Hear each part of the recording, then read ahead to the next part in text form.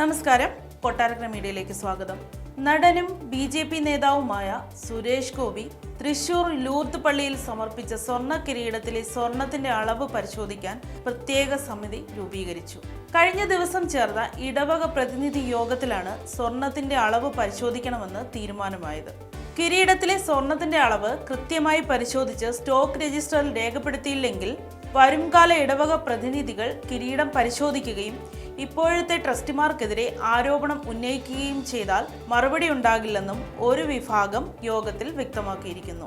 ഇതുകൂടി കണക്കിലെടുത്താണ് കിരീടം ശാസ്ത്രീയമായി പരിശോധിക്കാൻ ധാരണയായത്.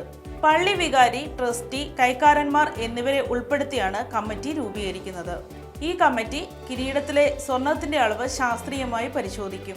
ജനുവരി 15-നായിരുന്നു സുരേഷ് ഗോപി തൃശൂർ ലൂർദ് കത്തീഡ്രൽ പള്ളിയിൽ കുടുംബത്തോടൊപ്പം എത്തി മാതാവിന് കിരീടം സമർപ്പിച്ചത്.